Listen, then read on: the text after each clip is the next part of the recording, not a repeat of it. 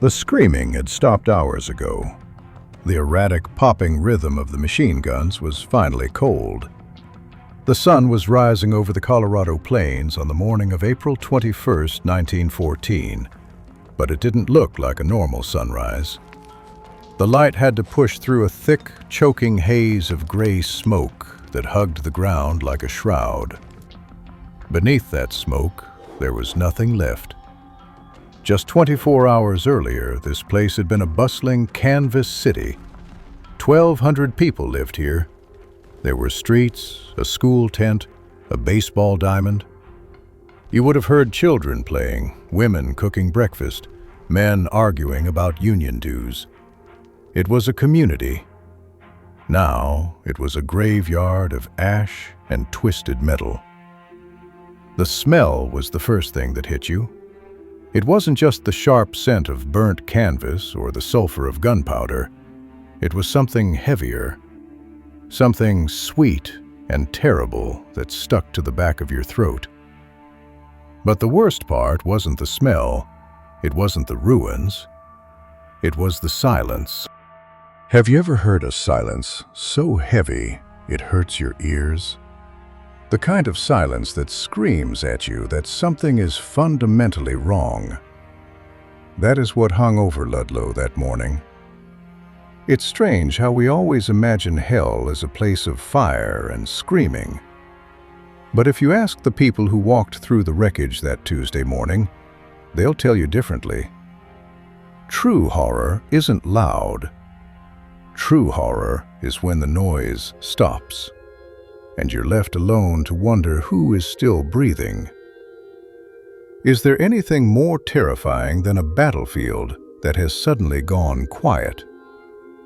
In that silence, a few survivors began to creep back toward the smoldering remains. They were looking for loved ones. They were turning over charred tent poles and sifting through debris, praying they wouldn't find what they were looking for. Then, someone found the iron grate.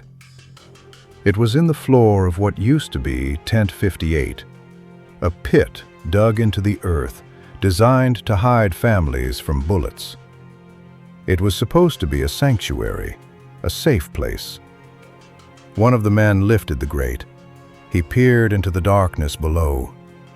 He expected to see frightened faces looking back up at him. He expected to help his wife, his children, out of the hole.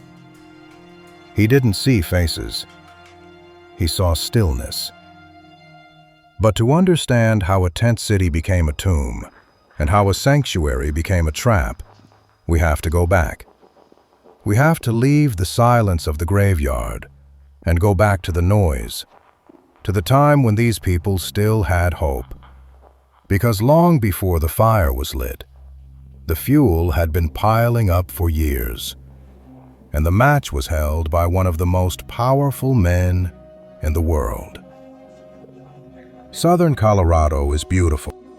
It's a place of high plains and jagged peaks where the sky feels endless.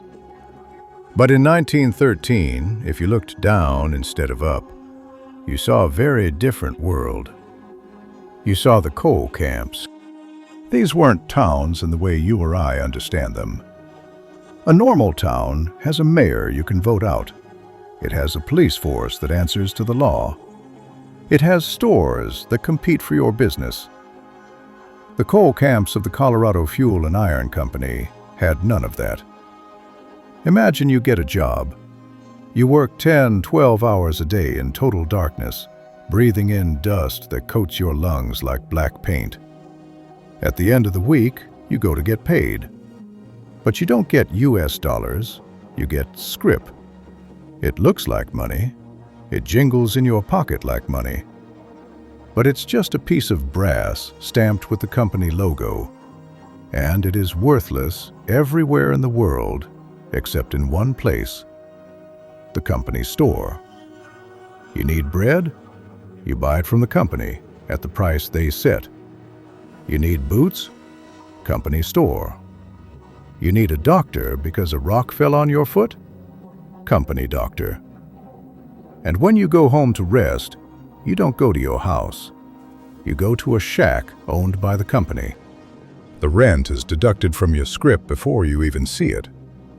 It was a closed loop, a perfect circle of debt. You worked to pay the company back for the privilege of working for them. But the control went deeper than money. If you had a dispute with a neighbor, the camp marshal who showed up wasn't a public servant.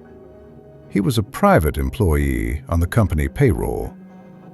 If you wanted to send your kids to school, the teacher was hired by the mine superintendent. The textbooks were chosen to ensure no dangerous ideas about rights or unions ever reached the children's ears. They weren't just employees.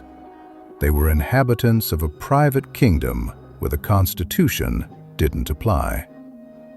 In this kingdom, the Bill of Rights was just a piece of paper. Freedom of speech? Only if you spoke the company line. Freedom of assembly? Illegal. If you tried to organize a meeting, you weren't just fired, you were evicted, thrown out of your company house and exiled from the canyon. And it was dangerous, deadly dangerous. Colorado's mines were the deadliest in the nation. Men died at twice the rate of any other state. Roof collapses, gas explosions, crushed limbs. It happened so often that the company stopped seeing it as a tragedy and started seeing it as an operating cost. A broken mule cost money to replace. A broken miner could be replaced for free by the next immigrant waiting at the gate. This was the machine. Efficient, ruthless, profitable. But every machine has an operator. The miners in the dock tunnels knew who their immediate bosses were. They knew the cruel pit bosses and the greedy store clerks. But the real power wasn't in Colorado. The strings of this entire operation stretched 2,000 miles east. They ran all the way to a high-rise office in New York City. And the king of this dark realm, the man who owned the land, the houses, and the lives of 8,000 men, was sitting comfortably in his office, far away from the coal dust. The man in New York was John D. Rockefeller, Jr. He was the son of the richest man in the world. He was a devout Baptist, a philanthropist, a man who gave millions to charity. He saw himself as a moral and upright captain of industry. But he never set foot in the mines he owned. He never breathed the air his employees breathed.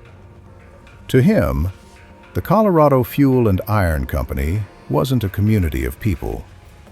It was a line item on a balance sheet. And that balance sheet was performing very, very well. Back in Colorado, the pressure was building. Men who spoke a dozen different languages, Greek, Italian, Slavic, Welsh, were finding a common vocabulary. It wasn't a language of words, it was a language of shared misery. They talked in hushed tones after their shifts. They met in secret, away from the watchful eyes of the camp marshals. And they were not alone. Organizers from the United Mine Workers of America had been slipping into the canyons. They were professionals. They knew how to turn a scattered group of angry men into a unified force. They promised that if the men stood together, they could demand a better life. And what they were demanding wasn't radical. They didn't want to own the company. They didn't want to overthrow the government. Their list of demands was incredibly simple. First, recognition of their union, the right to talk to their boss as a group, not just as a single, powerless man. Second, an 8-hour workday, a concept that was already becoming law in other parts of the country. Third, the right to live where they wanted, to shop where they wanted, to see a doctor of their own choosing. The right to be free men, not just company property. And finally, a small pay increase, about 10%. Enough to make a difference, but not enough to break the company. They also demanded to be paid for the work they actually did, installing timbers, laying track, not just for the coal they dug. That was it. That was the whole list. In September of 1913, the union held a vote. Over 90% of the miners in southern Colorado voted to go on strike if their demands were not met. They sent their list to the company headquarters in Denver and waited. They hoped for a telegram, a meeting, a negotiation, anything. The response from the company was absolute silence. It's easy for us, sitting here a century later, to see this as a simple case of good versus evil. But to the executives at CF&I, this wasn't about morality. It was about control. They believed that giving in to any demand, no matter how reasonable, was the first step toward losing their kingdom. Personally, I think that once a company controls every aspect of a person's life, from their food to their housing to their health care, it forfeits the right to be surprised when those people decide they've had enough. On September 23, 1913, the miners walked out. 8,000 men laid down their tools. The mines of southern Colorado fell silent. The union had prepared for this. They had strike funds. They had a plan. But they underestimated the company's first move. The company's answer wasn't a negotiation. It wasn't a counteroffer. It was an eviction notice. And as the first snows of winter began to fall, thousands of families, men, women, and children, were thrown out of their homes with nothing but the clothes on their backs. Imagine packing your entire life into a single wooden cart in the middle of a blizzard. Your wife is holding the baby, trying to shield its face from the wind. Your other children are shivering, their eyes wide with confusion. The only home you've ever known is right there. But a man with a rifle is standing in the doorway, telling you it isn't yours anymore. This was the scene across southern Colorado in the fall of 1913. It wasn't just a few families, it was thousands. A river of humanity began to flow out of the dark canyons and onto the open plains. They were a portrait of the American dream turned inside out. Italians, Greeks, Slavs, Mexicans, Welshmen. They had come to this country for a better life, and now they were refugees in their own land. The company expected this to break them. They believed that a few nights in the cold would send the men crawling back to the mines, begging for their jobs. But the company miscalculated. They had forgotten about the union. The United Mine Workers of America had been preparing for this moment. They knew eviction was the company's favorite weapon. As the families were forced out, the union was waiting for them. They had purchased land. They had trucks loaded with supplies, and they had tents, hundreds of them. All along the edges of the coal fields, new cities began to spring up overnight. The largest and most important of these was at a place called Ludlow. Ludlow was chosen for a reason. It sat at the mouth of two major canyons, right next to the main rail line. From this single point, the strikers could monitor everything that went in and out of the mines. It was a strategic blockade, a city built for a siege. And it was a real city. The tents were laid out in neat rows with named streets. There was a medical tent, a makeshift school for the children, a large tent for meetings and social events. They organized their own security patrols. They even had a baseball team. For the first time in their lives, these people were experiencing true freedom. They could visit their neighbors without a company guard watching them. They could speak their own languages without fear. They could sing their own songs. In the company towns, they were divided by nationality to keep them from organizing. In Ludlow, they were a melting pot. They shared food, shared stories, shared the single unifying belief that they deserved to be treated like human beings. They were poor. They were cold. Their future was completely uncertain. But they were together. And in the flickering light of the campfires, a powerful sense of hope began to grow. They built a city of canvas, a monument to their own resilience. But while they were building a community, the company was building something else. Because in the company's view, this wasn't a strike anymore. This was an insurrection. And you don't send negotiators to put down an insurrection. You send soldiers. From the hills overlooking the Ludlow tent colony, the company men watched. They saw the lights, they heard the singing, and they did not like what they saw. This wasn't a protest. This was an occupation, a hostile force controlling the gateway to their property. Their first move was to try and break the strike with non-union labor, what the strikers called scabs. But getting them to the mines was a problem. The strikers had set up picket lines. They blockaded the roads. They were surprisingly organized. So the company made a phone call. They called an agency in Denver called Baldwin-Felts. On paper, it was a private detective agency. In reality, it was a private army for hire. The men who worked for Baldwin-Felts were not your average security guards. They were professional strikebreakers. They were veterans of other bloodier labor wars in West Virginia and Pennsylvania. They were tough. They were ruthless, and they were loyal only to the man who signed their paychecks. Soon these detectives began to arrive in southern Colorado by the trainload. They set up their own camps right on the edge of the strikers' territory. They built fortifications. They strung up searchlights and swept them across the tent colony at night, making it impossible to sleep. The goal was psychological warfare. They would ride their horses along the perimeter of the camp, rifles held openly, just staring.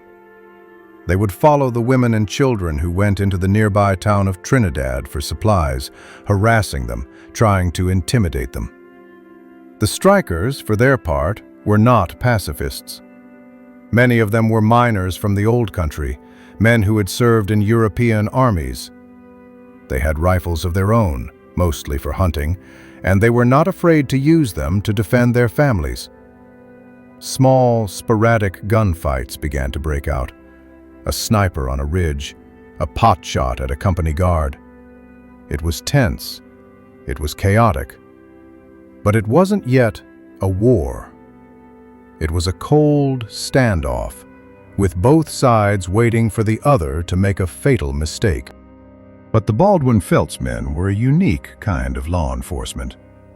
These weren't police officers. They were professional problem solvers. And the problem was people. Their job wasn't to keep the peace. Their job was to break the strike by any means necessary. And they were getting impatient. The intimidation wasn't working. The strikers weren't leaving. In fact, their resolve seemed to be hardening. The company executives and the Baldwin-Felts agents realized they needed to escalate. They needed something that would do more than just intimidate. They needed something that would terrorize. But rifles weren't enough.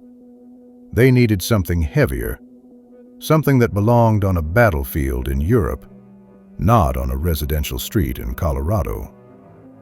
So, in a local machine shop, they took a large touring car, bolted steel plates to its sides, and mounted a machine gun on the back. It didn't sound like a normal car.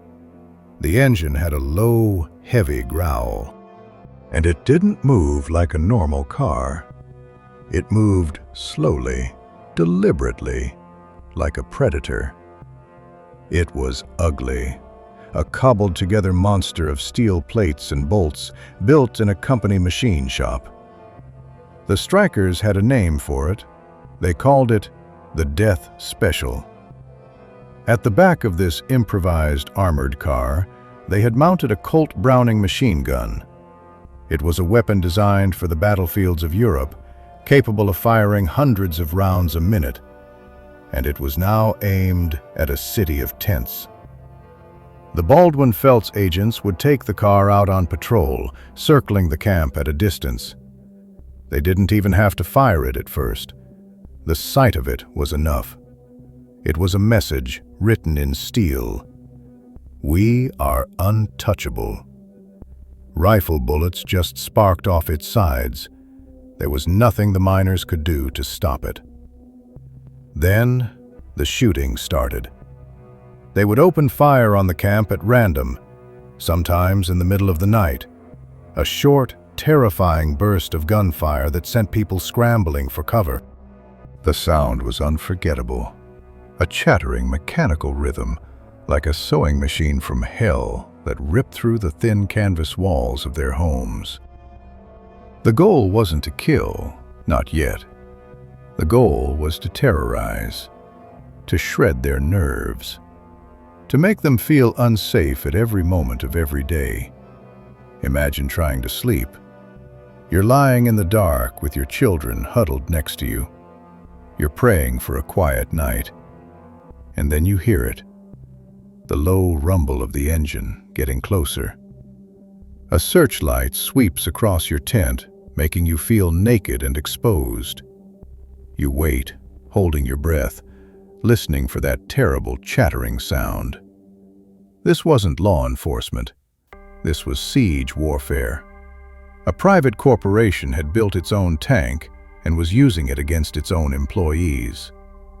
American citizens on American soil. And it raises a terrifying question, doesn't it? At what point does a private company stop being a business and start being a rogue state with its own army? Against this steel monster, this rolling fortress of corporate power, the miners had only one thing. They had a leader who refused to break. His name was Louis Tikas. He was 26 years old, an immigrant from Crete, an island with a long history of rebellion against oppressors. But Tikas wasn't a natural-born fighter. He was an organizer, a talker. He had run a coffee house in Denver before joining the Union, and he knew how to bring people together.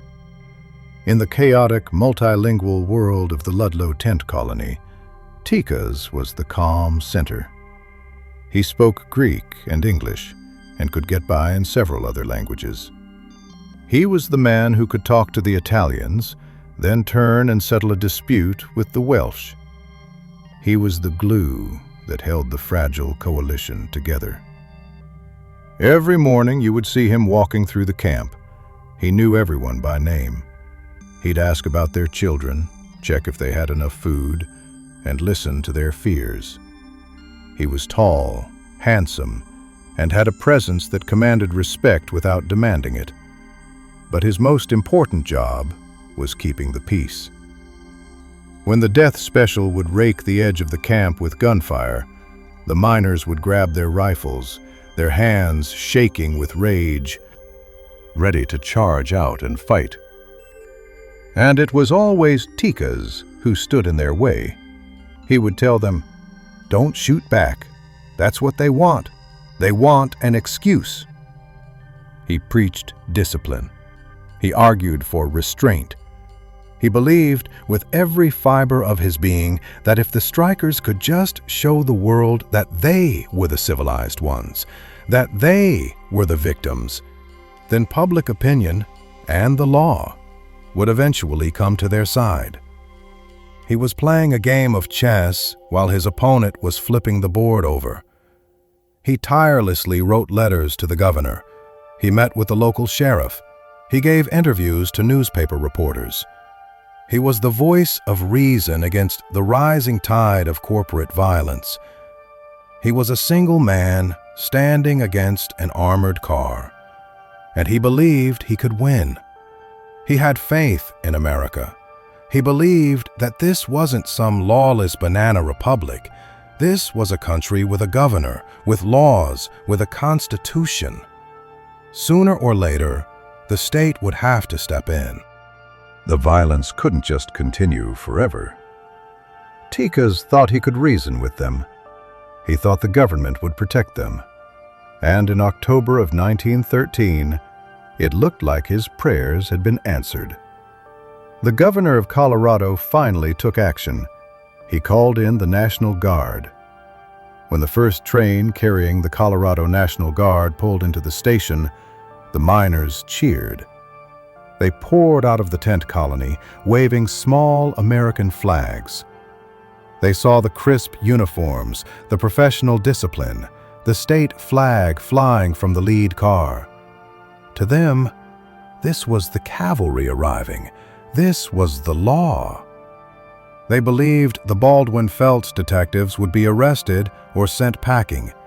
They believed the death special would be dismantled. They believed the governor had finally heard their pleas and was sending a neutral force to restore order. Louis Tikas himself went to meet the Guard's commander, General John Chase. As a gesture of goodwill, Tikas organized the strikers to turn over their high-powered rifles. They kept their smaller shotguns and pistols for self-defense, but they willingly disarmed themselves of their military-grade weapons. There was a party in the tent colony that night. For the first time in months, the people of Ludlow felt safe. They believed the worst was over. But then, a strange thing started to happen. The Baldwin-Felts men didn't leave. Instead, they started showing up in National Guard uniforms. The same men who had harassed their wives, the same men who had driven the death special, were now being sworn in as soldiers of the state of Colorado. The company had found a loophole. The state was paying for the occupation, but the company was providing the men. It was a perfect merger of corporate and state power. The guards' behavior began to change. At first they were friendly, but soon their orders became clear. They set up machine gun nests on the hills overlooking the tent colony, not pointing away to protect the camp from outsiders, but pointing in. They started restricting the strikers' movements, requiring passes to leave the camp. They escorted non-union strikebreakers through the picket lines, ensuring the mines could keep running. The uniforms changed, but the orders remained the same. The miners had welcomed their protectors, only to realize they had just invited a better-equipped army of jailers into their midst. The hope that had filled the camp just weeks before curdled into a cold, bitter dread. They were surrounded. They were outgunned. And the one authority they thought they could trust, the government itself, had officially taken the side of their enemy. The winter of 1913 dragged into the spring of 1914. The strike was costing the state a fortune. The governor sent most of the professional guard troops home, leaving behind a smaller force. A force composed almost entirely of the newly enlisted company guards. The atmosphere grew thicker, more poisonous. The soldiers became more aggressive. The strikers became more defiant. Everyone knew this couldn't last. The pretense of peacekeeping was gone. It felt like standing on a fault line, waiting for the tremor that would bring everything crashing down. The trap was set. All it needed was a single noise to snap it shut. That noise came on the morning of April 20th, the day after the camp celebrated Greek Orthodox Easter. April 20th dawned cold and clear. The day before had been Greek Orthodox Easter, and the camp was still filled with the lingering warmth of celebration. Laughter had echoed between the tents. For a brief moment, it had felt less like a refugee camp and more like a village. The trouble started small, as it always does. A militia commander claimed the strikers were holding a man against his will in the camp. Tikas went to the militia's command post to sort it out. He explained it was a misunderstanding, that the man was free to go. But the commanders weren't interested in explanations. They were in a different mood today. One of them, Lieutenant Carl Linderfelt, a particularly brutal company man, reportedly told Tikas he'd had enough of the strikers. As Tikas walked back toward the camp, he must have felt a cold knot tightening in his stomach. The air was different. The tension was no longer a low hum. It was a high-pitched scream. Then, a sound. Not a gunshot. A deep, percussive thump. Then another. And a third. The militia was detonating dynamite charges on a nearby hill. It was a signal. The prearranged call to action. Panic erupted in the camp. Women grabbed their children, screaming, trying to figure out what was happening. Was this a warning? Was this the start of the attack? Then the first rifle shots cracked through the morning air. History argues about who fired the first shot. The militia claimed it was the strikers. The strikers claimed it was the militia. Eyewitness accounts are a mess of confusion and terror. But honestly, does it really matter? To me, asking who fired the first shot here is like asking which raindrop started the flood. The storm had been gathering for months. The ground was already saturated with injustice and oppression. The first shot wasn't the cause. It was just the excuse. The signal bombs exploded. The first bullets flew, and 1,200 people, caught on an open plain with nothing but canvas for cover, scrambled for their lives. It didn't matter who pulled the trigger first. What mattered was who had the machine gun. Then came the sound, the one they had all dreaded, the mechanical chatter of the machine guns. From the high ground they occupied, the militia had a perfect field of fire. The tent colony was laid out below them like a target range. It was a simple, brutal calculation of geography. They were on the ridges. The families were in a bowl. The air filled with the sound of ripping canvas and the dull, heavy thud of bullets burying themselves in the earth. Men screamed at their wives and children, "Get in the cellars! Get in the cellars!" These weren't real cellars. They were pits dug by hand into the cold dirt floor of the tents. They were cramped, dark, and damp. They were holes in the ground, covered with a few boards and a rug. They were designed to stop a stray bullet, not to withstand a full-scale military assault. But they were all they had. Imagine being in one of those holes. You're pressed against your family in total darkness. The world above you has dissolved into a storm of noise. You can hear the screams, the crack of rifles, the relentless hammering of the machine guns. With every burst of fire, dust and dirt shake down from the floorboards above, and you pray the bullets don't find their way through. Above ground, the men who had rifles were fighting back. But it was a desperate, hopeless fight. They were not an army.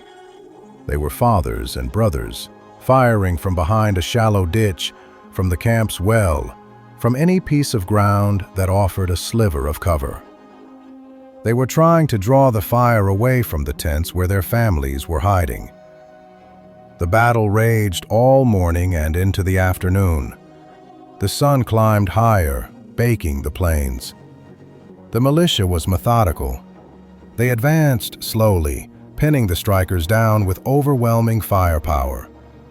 The strikers were running low on ammunition. Their return fire grew sporadic, then fell nearly silent. It was a slow, methodical execution. The end seemed inevitable. The militia's line was tightening around the camp, a noose being pulled shut. Then, a massive steel shape appeared on the tracks, moving slowly from the south. It wasn't an armored car. It wasn't a weapon.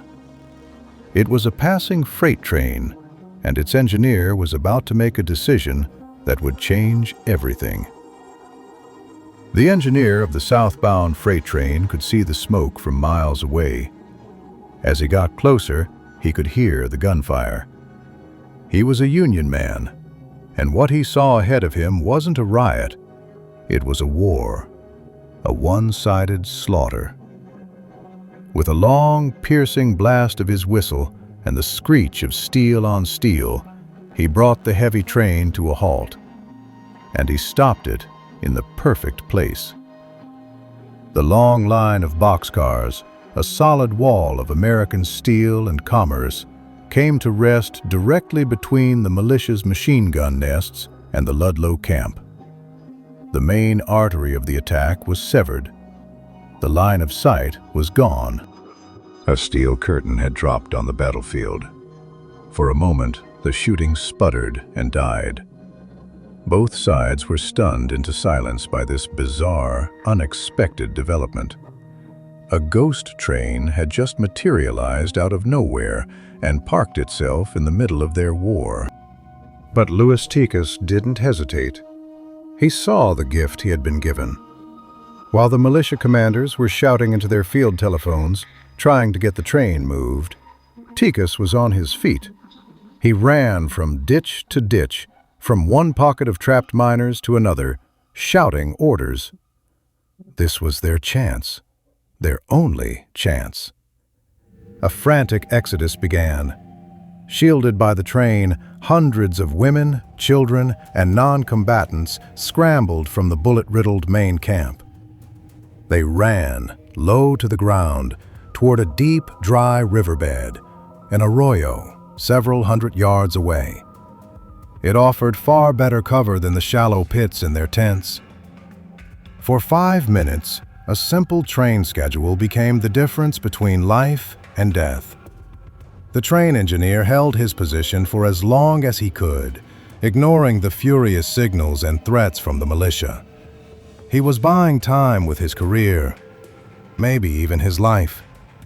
Finally, with another long blast of the whistle, a sound that was half apology, half warning, the train began to groan forward. The steel wall started to move. The shield was being taken away. As the last boxcar cleared the line of sight, the machine guns opened up again, angrier than before. But now, most of the families were in the relative safety of the arroyo. The men who were still fighting had a more defensible position. The train hadn't won the battle for them, but it had saved them from annihilation. It had given them a chance to survive the day. But the train moved on, and as the sun went down, casting a blood-orange glow over the plains, the militia moved in. They were done trying to win with bullets. Now, they were going to win with fire. As dusk settled, the nature of the attack changed. The crack of rifles was replaced by a different sound, a low, hungry crackle. The militia descended from the hills and walked into the deserted camp. They carried torches. They started with the tent on the edge of the camp. A single, deliberate touch of the flame to the dry canvas. For a second, nothing happened. Then, a small orange flower bloomed on the wall. It grew, raced up to the roof, and with a great whoosh, the entire tent erupted into a pillar of fire. Embers, like angry red insects, flew into the night sky and landed on the roof of the next tent, and the next. What had been a disciplined military advance became a chaotic frenzy of destruction. The militiamen ran from tent to tent, laughing and shouting, their faces lit by the growing inferno. They weren't soldiers anymore. They were arsonists. Imagine the view from the arroyo where the families were hiding. They watched as their city, the only home they had left, was systematically erased from the earth. One by one, the lights went out. The personal belongings, the letters from home, the children's toys, the beds they slept in, all of it was turning into smoke and ash. The fire spread with terrifying speed, creating its own wind. It leaped across the canvas streets, a tidal wave of flame consuming everything in its path. Soon, the entire plain was lit up, as bright as day, under a rolling black cloud of smoke. It looked like a vision from hell. The men in those militia uniforms were, officially, soldiers of the state of Colorado. They had taken an oath. They were following the orders of their commanders. But when you are ordered to set fire to the home of a family, does that oath still protect you from what you are becoming? How much of the blame belongs to the man holding the torch, and how much belongs to the man who gave him the order? The heat from the fire could be felt hundreds of yards away. The sound was a constant, deafening roar.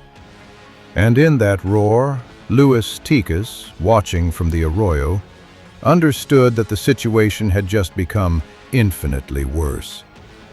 He knew that some families had not made it out. He knew there were still people hiding in the pits beneath the burning tents. Bullets you could hide from, but you cannot hide from fire.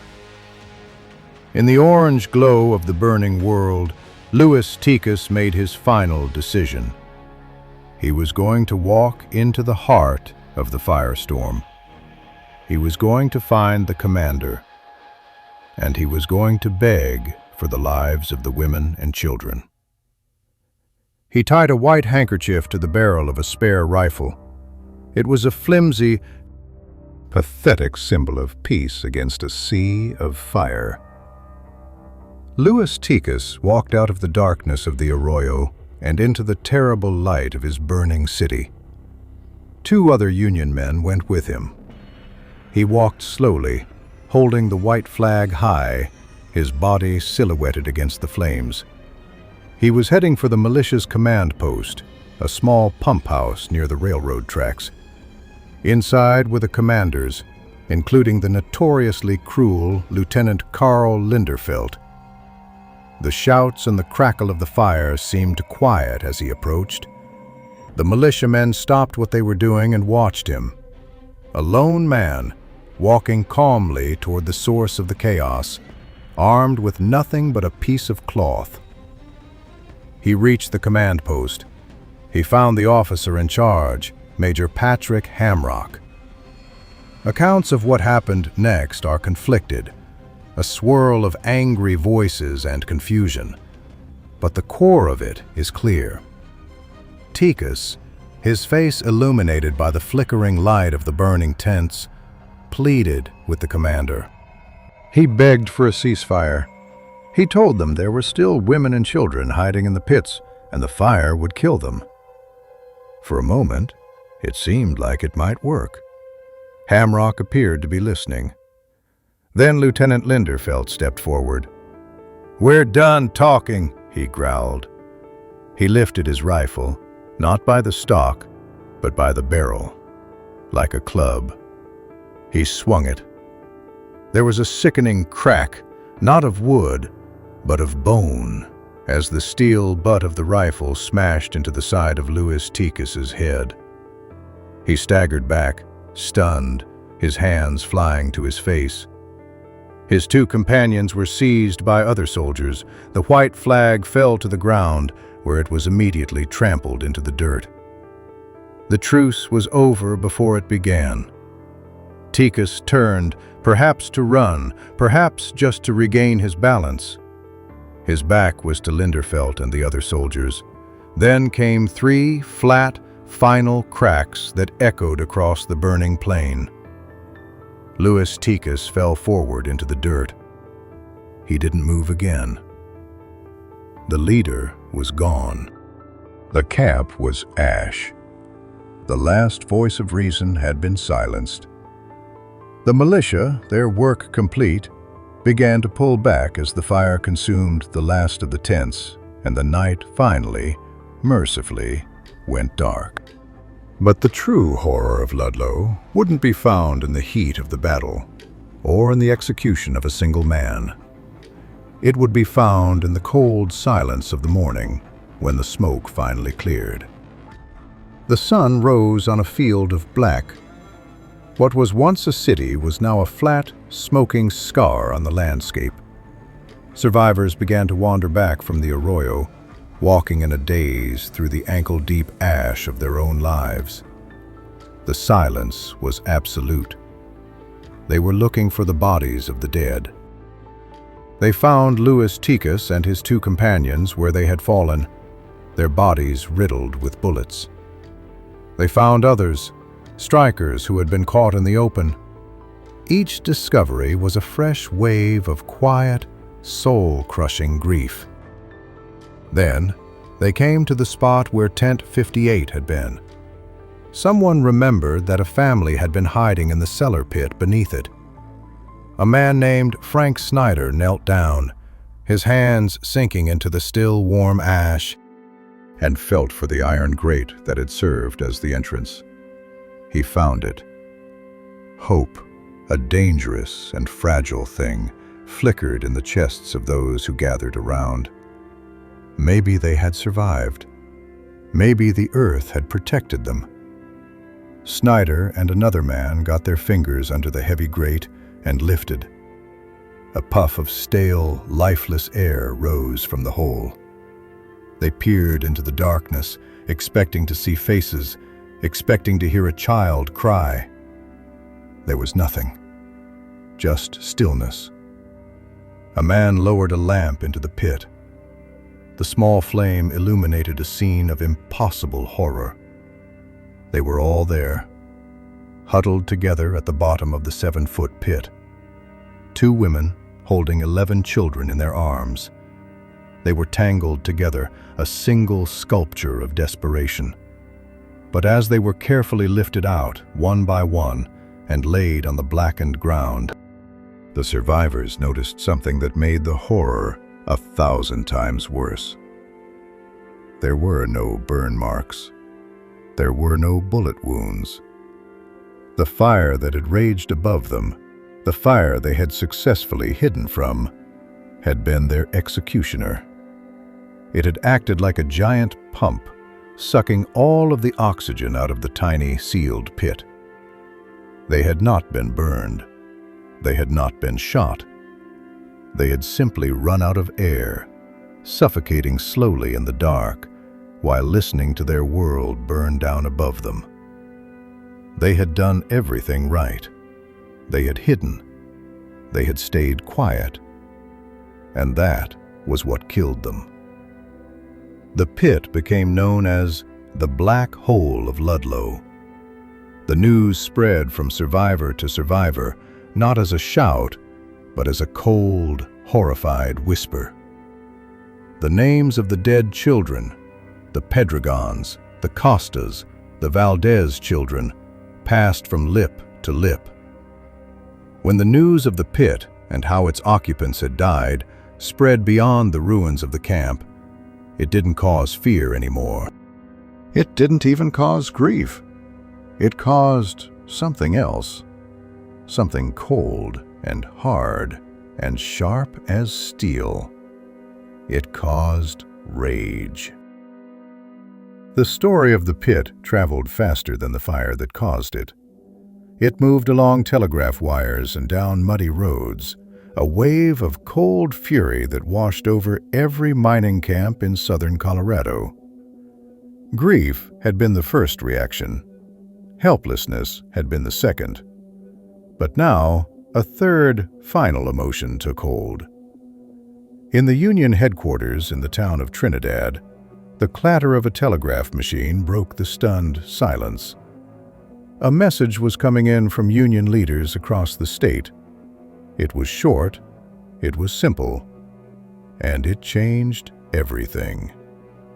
It became known as the call to arms.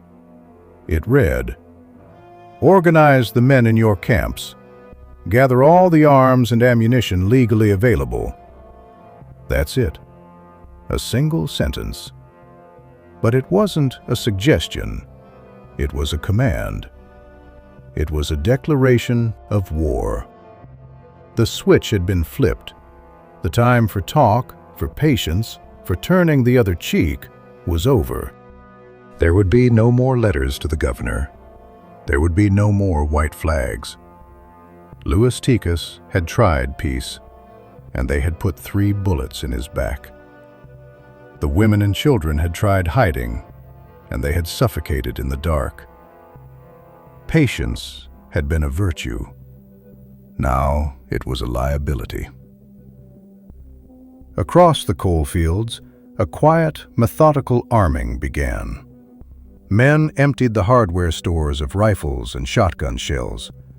They bought out the pawn shops. They dug out old hunting rifles that hadn't been fired in years. In some camps, they melted down scrap metal to forge their own weapons. This was no longer a strike about wages. It was a blood feud. They weren't fighting for an 8-hour day anymore. They were fighting for the 11 children in the pit.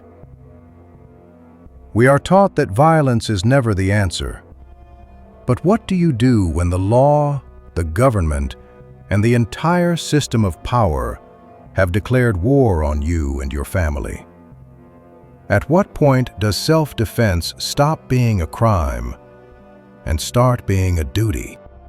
For the men gathering in the hills above Ludlow, their faces hard and their eyes empty of everything but purpose, the answer was simple. The strike was over. The Colorado Coalfield War had begun. This was not a riot. A riot is chaos. This was organized. From Trinidad in the south to Walsenburg in the north, a 40-mile front erupted in coordinated attacks. The miners moved at night in small, disciplined groups. They were on their home turf now. They knew the canyons and the ridges better than any soldier. Their targets were not random. They were strategic. They weren't hunting men. They were hunting the company. They dynamited the mine heads, collapsing the entrances. They set fire to the coal tipples, the massive structures used to load coal onto trains. They tore up railroad tracks, severing the company's connection to the outside world. Each explosion that echoed through the canyons was a message. If we can't work these mines with dignity, then no one will work them at all. The militia, so confident behind their machine guns when firing on a stationary camp of families, found themselves completely outmaneuvered. They were flatlanders, fighting a guerrilla war in the mountains against men who had spent their lives in the dark. They were hunted, pinned down in the very mine facilities they were supposed to protect. Their supply lines were cut. They sent frantic calls for reinforcements that never came. The hunters had become the prey. For 10 days, southern Colorado was a war zone. This period would go down in history as the 10-Day War, and by any military definition, the strikers were winning. They had driven the state militia into a full retreat. They had seized control of the coal fields. They had effectively conquered a 40-mile strip of their own state, establishing a liberated zone where the company's authority and the state's no longer existed. They had won. But their victory created a much bigger problem. They hadn't just defeated a corporation, they had defeated the government of Colorado. Colorado was burning. The governor had lost control, and in Washington, D.C., the President of the United States realized that a full-blown civil war had just broken out in one of his states. There was only one card left to play. President Woodrow Wilson had been watching the situation in Colorado with growing alarm. The reports crossing his desk were no longer about a labor dispute. They were about an armed insurrection. The governor of Colorado had formally admitted he had lost control of the state. He begged for federal intervention. On April 28th, Wilson signed the order. The United States Army was on its way. The first federal troops arrived by train, their blue uniforms a stark contrast to the khaki of the despised National Guard. They were professional soldiers, veterans of foreign wars, and they answered to one man, the president. They came not as fighters, but as peacekeepers. Their officers met with the leaders of the armed miners. There was no animosity. There was a quiet, professional respect. The federal commander's orders were simple. Disarm everyone. The militia, the company guards, and the strikers. Create a neutral buffer zone and end the fighting. For the miners, this was a moment of incredible tension. They had just won a war. They controlled the high ground, and now another army was telling them to lay down their guns. They could have refused. They could have dug in and fought the U.S. Army, a fight they would have surely lost, but a fight they could have started. But they didn't. One by one, in groups of a dozen or more, the armed miners came down from the hills. They walked into the Federal Army's encampments and handed over their rifles. There was no cheering. There was no ceremony. Just a quiet, exhausted relief. This was the ending they had wanted all along, not victory, but justice. They didn't trust the company. They didn't trust the state. But they still, after everything, trusted their country. They believed the federal government would be an honest broker. They laid down their rifles, not because they were beaten, but because they had finally been heard. The 10-day war was over. The shooting stopped. The mines were silent. A fragile, exhausted peace settled over the canyons of southern Colorado. The war was won on the battlefield, but it was about to be lost in the courtroom and in the newspapers of New York City. With the guns silent, the war moved indoors. It became a war of words, fought in congressional hearings in Washington and in courtrooms back in Colorado. The nation was horrified by the stories coming out of Ludlow. The death special, the execution of Tikas, and especially the pit with the 11 children. Public opinion swung overwhelmingly in favor of the strikers. John D. Rockefeller, Jr., once a respected philanthropist, was now being called a murderer in the national press. He was called to testify before a commission in Washington, and under the bright lights of the hearing room, he gave an answer that would haunt his family's name for decades. When asked if he would have stood by his principles, even if it meant losing all his money and all his employees, he said yes. He testified that the massacre, as tragic as it was a necessary price to pay to defend a worker's right to not join a union. He framed the entire conflict as a righteous stand for freedom of labor. It was a stunning performance of moral gymnastics, a masterclass in corporate doublespeak.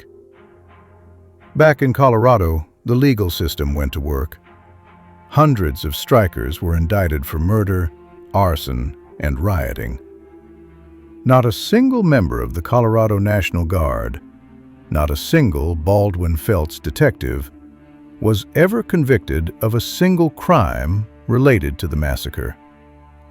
Lieutenant Carl Lindefeld, the man who smashed his rifle into Louis Tikas' skull just moments before he was shot, was found responsible in a military court-martial. But his punishment was a simple reprimand, a slap on the wrist. In the end, the strike failed. The Union was never recognized. After more than a year of fighting, starving, and dying, the last of the strikers either left the state or went back to the mines under the same conditions they had fought so hard to change. So was justice served? The fighting stopped. A few minor reforms were eventually put in place. But the men who gave the orders and the men who lit the torches walked away free. But Rockefeller had learned a valuable lesson. Winning in the battlefield and in the courtroom wasn't enough. You had to win in the court of public opinion. He hired a man named Ivy Lee, who is now considered the father of modern public relations. Lee's job was to fix Rockefeller's image. He started by inventing stories about the strikers, portraying them as violent anarchists. He even distributed pamphlets claiming the women in the pit died because they accidentally knocked over a stove.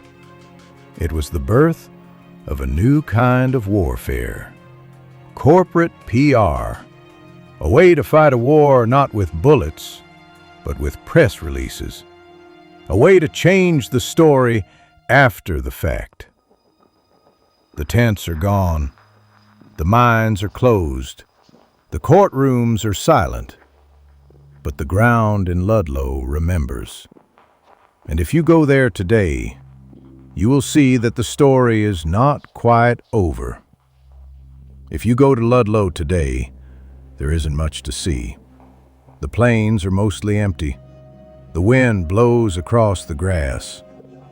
But there is a monument there now, a granite shaft with the figures of a miner, his wife, and their child carved at its base. And beneath the monument, sealed but preserved, is the cellar, the pit, a quiet, dark reminder of the price that was paid on this empty field. On paper, the Ludlow strike was a failure. The union was broken.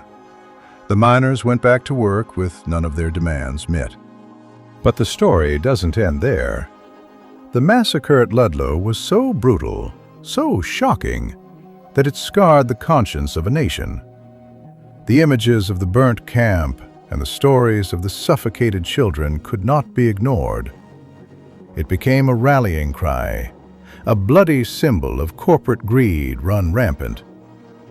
The rights that so many of us take for granted today, the 8-hour day, the 40-hour work week, the very concept of a weekend, were not given to us freely. They were fought for. They were bled for. The push for national child labor laws gained unstoppable momentum after Ludlow. The fight for workplace safety regulations, for the right to organize, for the simple idea that a worker is a human being and not a piece of company property. All of it was fueled by the memory of the fire. The names carved on that granite monument belonged to people who wanted simple things: a fair wage, a safe place to work, the right to go home to their families at the end of the day. They lost their personal battle, but their sacrifice helped redraw the map of power in America. They lit a fire that, in the end, could not be put out. The ground in Ludlow is quiet now. All you can hear is the wind. But it's a silence that speaks volumes. It speaks of the cost of progress and the long, slow, bloody struggle for the things we now call basic rights. Is it possible we've forgotten what it cost to win a weekend?